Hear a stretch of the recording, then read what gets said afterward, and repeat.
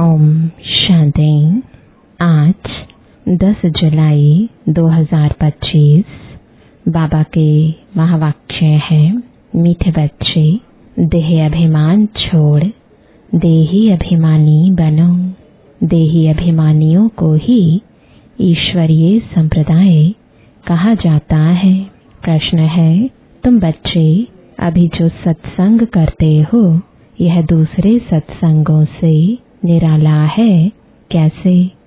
उत्तर है, यही एक सत्संग है जिसमें तुम आत्मा और परमात्मा का ज्ञान सुनते हो। यहाँ पढ़ाई होती है, एम ऑब्जेक्ट भी सामने है। दूसरे सत्संगों में न पढ़ाई होती न कोई एम ऑब्जेक्ट है। ओम शांति। रूहानी बच्चों प्रति रूहानी बाप समझा रहे हैं, रूहानी बच्चे सुन रहे हैं। पहले पहले बाप समझाते हैं, जब भी बैठो तो अपने को आत्मा समझ कर बैठो, देह न समझो। देह अभिमानी को आसुरी संप्रदाय कहा जाता है। देही अभिमानियों को ईश्वरीय संप्रदाय कहा जाता है। ईश्वर को देह है नहीं, वह सदैव आत्म अभिमानी है। वह है सुप्रीम आत्मा, सभी आत्माओं का बाप, परम आत्मा अर्थात ऊंचे ते ऊंचा। मनुष्य जब ऊंचे ते ऊंचा भगवान कहते हैं तो बुद्धि में आता है वह निराकार लिंग रूप है। निराकार लिंग की पूजा भी होती है। वह है परमात्मा, यानी सभी आत्माओं से ऊंच है। वह भी आत्मा, परंतु ऊंच आत्मा। वह जन्म मरण में नहीं आते हैं, बाकी सब पुनर्जन्म लेते हैं और सभी हैं रचना। रचता तो एक ही बाप है। ब्रह्मा विष्णु शंकर भी रचना है। मनुष्य सृष्टि भी सारी है रचना। रचता को बाप कहा जाता है। पुरुष को भी रचता कहा जाता है। स्त्री को एडॉप्ट करते हैं, फिर उनसे क्रिएट करते हैं, पालना करते हैं, बस विनाश नहीं करते हैं। और जो धर्म स्थापक होते हैं वह भी क्रिएट करते हैं, फिर उनकी पालना करते हैं। विनाश कोई भी नहीं करते। बेहद का बाप, जिसको परम आत्मा कहा जाता है, जैसे आत्मा का रूप बिंदी है, वैसे ही परम पिता परमात्मा का भी रूप बिंदी है। बाकी इतना बड़ा लिंग जो बनाते हैं वह सब भक्ति मार्ग में पूजा के कारण। बिंदी की पूजा कैसे हो सकती? भारत में रुद्र यज्ञ रचते हैं तो मिट्टी का शिवलिंग और सालिग्राम बनाकर फिर उनकी पूजा करते हैं। उनको रुद्र यज्ञ कहा जाता है। वास्तव में असली नाम है राजस्व अश्वमेध अविनाशी रुद्र गीता ज्ञान यज्ञ, जो शास्त्रों में भी लिखा हुआ है। अब बाप बच्चों को कहते हैं, अपने को आत्मा समझो और जो भी सत्संग है उसमें आत्मा या परमात्मा का ज्ञान न कोई में है न दे सकते हैं। वहाँ तो कोई एम ऑब्जेक्ट होती नहीं। तुम बच्चे तो अभी पढ़ाई पढ़ रहे हो। तुम जानते हो आत्मा शरीर में प्रवेश करती है। आत्मा अविनाशी है, शरीर विनाशी है। शरीर द्वारा पाठ बजाती है। आत्मा तो अशरीरी है ना। कहते भी हैं, नंगे आए हैं, नंगे जाना है। शरीर धारण किया, फिर शरीर छोड़कर नंगे जाना है। यह बाप तुम बच्चों को ही बैठ समझाते हैं। यह भी बच्चे जानते हैं, भारत में सतयुग था तो देवी देवताओं का राज्य था, एक ही धर्म था। यह भी भारतवासी नहीं जानते हैं। बाप को जिसने नहीं जाना उसने कुछ नहीं जाना। प्राचीन ऋषि मुनि भी कहते थे हम रचता और रचना को नहीं जानते हैं।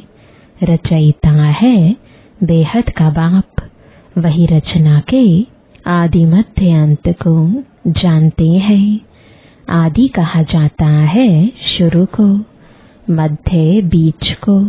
आदि है सतयुग जिसको दिन कहा जाता है, फिर मध्य से अंत तक है रात। दिन है सतयुग त्रेता, स्वर्ग है वंडर ऑफ वर्ल्ड। भारत ही स्वर्ग था जिसमें लक्ष्मी नारायण राज्य करते थे। यह भारतवासी नहीं जानते हैं। बाप अभी स्वर्ग की स्थापना कर रहे हैं। बाप कहते हैं तुम अपने को आत्मा समझो, हम फर्स्ट क्लास आत्मा हैं। इस समय मनुष्य मात्र सब देह अभिमानी है। बाप आत्म अभिमानी बनाते हैं। आत्मा क्या चीज है यह भी बाप बतलाते हैं। मनुष्य कुछ भी नहीं जानते, भल कहते भी हैं भ्रुकुटी के बीच चमकता है अजब सितारा, परंतु वह क्या है, कैसे उसमें पाट भरा हुआ है, वह कुछ भी नहीं जानते। अभी तुमको बाप ने समझाया है। तुम भारतवासियों को 84 जन्मों का पाठ बजाना होता है।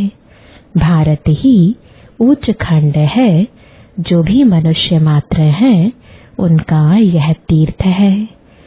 सर्व की सद्गति करने बाप यहाँ आते हैं। रावण राज्य से लिबरेट कर गाइड बन ले जाते हैं। मनुष्य तो ऐसे ही कह देते, अर्थ कुछ भी नहीं जानते। भारत में पहले देवी देवता थे, उन्हों को ही फिर पुनर्जन्म लेना पड़ता है। भारतवासी ही सुदेवता, फिर क्षत्रिय, वैश्य, शूद्र बनते हैं, पुनर्जन्म लेते हैं ना। इस नॉलेज को पूरी रीति समझने में 7 रोज लगते हैं। पतित बुद्धि को पावन बनाना है। यह लक्ष्मी नारायण पावन दुनिया में राज्य करते थे ना। उन्हों का ही राज्य भारत में था तो और कोई धर्म नहीं था, एक ही राज्य था। भारत कितना सॉल्वेंट था। हीरे जवाहरों के महल थे। फिर रावण राज्य में पुजारी बने हैं। फिर भक्ति मार्ग में यह मंदिर आदि बनाए हैं। सोमनाथ का मंदिर था ना, एक मंदिर तो नहीं होगा। यहाँ भी शिव के मंदिर में इतने तो हीरे जवाहर थे जो मोहम्मद गजनवी ऊंट भर कर ले गए। इतने माल थे, ऊंट तो क्या कोई लाखों ऊंट ले आए तो भी भर ना सके। सतयुग में सोने हीरे जवाहरों के तो अनेक महल थे। मोहम्मद गजनवी तो अभी आया है। द्वापर में भी कितने महल आदि होते हैं, वह फिर अर्थक्वेक में अंदर चले जाते हैं। रावण की कोई सोने की लंका होती नहीं है। रावण राज्य में तो भारत का यह हाल हो जाता है। 100% इररिलीजियस, अनराइटियस, इंसॉल्वेंट, पतित, विशियस। नई दुनिया को कहा जाता है वाइसलेस। भारत शिवालय था जिसको वंडर ऑफ वर्ल्ड कहा जाता है। बहुत थोड़े मनुष्य थे, अभी तो करोड़ों मनुष्य हैं। विचार करना चाहिए ना। अभी तुम बच्चों के लिए यह पुरुषोत्तम संगम युग है, जबकि बाप तुमको पुरुषोत्तम पारस बुद्धि बना रहे हैं। बाप मनुष्य से देवता बनने की तुम्हें सुमत देते हैं, बाप की मत के लिए ही गाया जाता है।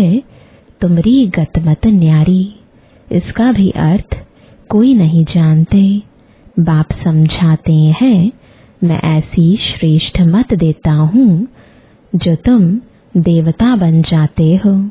अब कलयुग पूरा होता है, पुरानी दुनिया का विनाश सामने खड़ा है। मनुष्य बिल्कुल ही घोर अंधियारे में कुंभकर्ण की नींद में सोए पड़े हैं, क्योंकि कहते हैं शास्त्रों में लिखा है कलयुग तो अभी बच्चा है। 40,000 वर्ष पड़े हैं, 84 लाख योनियां समझने के कारण कल्प की आयु भी लंबी चौड़ी कर दी है। वास्तव में है 5,000 वर्ष। बाप समझाते हैं, तुम 84 जन्म लेते हो, न कि 84 लाख। बेहद का बाप तो इन सभी शास्त्रों आदि को जानते हैं। तब तो कहते हैं यह सब हैं भक्ति मार्ग के, जो आधा कल्प चलते हैं। इससे कोई मुझे नहीं मिलते। यह भी विचार करने की बात है कि अगर कल्प की आयु लाखों वर्ष दें, फिर तो संख्या बहुत होनी चाहिए, जबकि क्रिश्चियन की संख्या 2000 वर्ष में इतनी हुई है। भारत का असुर धर्म देवी देवता धर्म है, वह चला आना चाहिए, परंतु आदि सनातन देवी देवता धर्म को भूल जाने कारण कह देते हमारा हिंदू धर्म है। हिंदू धर्म तो होता ही नहीं। भारत कितना ऊंच था। आदि सनातन देवी देवता धर्म था तो विष्णुपुरी थी, अब है रावणपुरी। वही देवी देवताएं 84 जन्म के बाद क्या बन गए हैं? देवताओं को वाइसलेस समझ, अपने को विशियस समझ उन्हों की पूजा करते हैं।